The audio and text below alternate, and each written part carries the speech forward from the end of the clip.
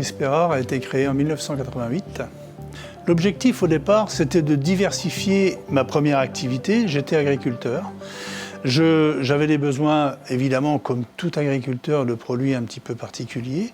Et l'idée, c'était de bricoler et puis de créer des nouveautés. Des nouvelles technologies qui pouvaient servir à moi-même, bien sûr, mais également aux collègues.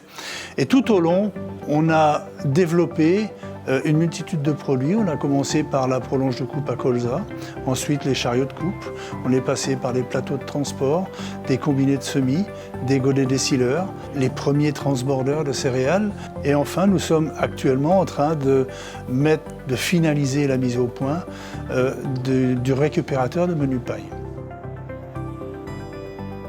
L'objectif, c'est d'apporter à l'agriculteur une nouvelle rentabilité de sa récolte. Actuellement, la menu paille, elle est jetée. Elle est jetée et c'est bien dommage parce qu'elle a des intérêts agronomiques et au niveau de l'alimentation du bétail qui est considérable. Donc l'idée, c'était de dire on veut récupérer cette menu paille sans gêner le chauffeur de la moissonneuse-batteuse, sans gêner le chantier de récolte. Alors on a eu plusieurs prototypes avant d'arriver à ce modèle-là.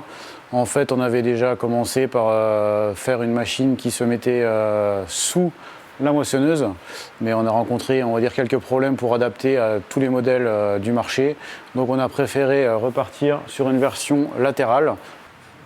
Ce qu'on fait pour installer notre presse, on enlève les éparpilleurs qu'il y a donc sur toutes les moissonneuses, et à la place des éparpilleurs, on va mettre cette vis sans fin qui va avoir le rôle d'amener la menu paille à la presse. Donc la menu paille pour les néophytes, donc c'est ça. Donc par rapport à de la paille, voilà la différence entre les deux matières. Donc c'est donc une matière beaucoup plus difficile à comprimer. Donc une fois qu'on a acheminé la menu paille dans la presse, on va donc la compacter et ensuite on va la lier avec des ficelles, comme une presse, on va dire, traditionnelle à botte carrée. Le but, c'est que l'utilisateur, le conducteur qui sera dans la moissonneuse, l'oublie totalement. Elle ne va pas gêner les manœuvres parce qu'elle est complètement solidaire de la moissonneuse. Donc ensuite, au niveau entraînement, on ne se sert pas du tout de la puissance de la moissonneuse. On a un moteur thermique qui va assurer tout le fonctionnement de toute la machine. Donc en cabine, le conducteur aura quand même un écran de surveillance, mais c'est tout ce qu'il aura à faire en fait. Voilà.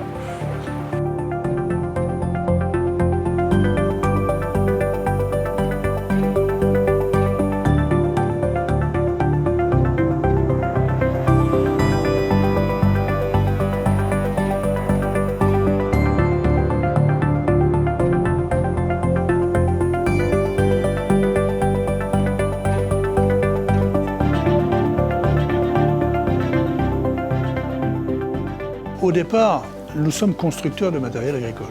Constructeur, ça veut dire inventeur. Nous concevons toutes nos machines. Nous avons un bureau d'études qui ne travaille qu'à ça. Ensuite, nous les mettons en œuvre, c'est-à-dire qu'on achète de la matière brute pour sortir un produit fini. On fabrique, nous, en interne, l'intégralité de nos produits.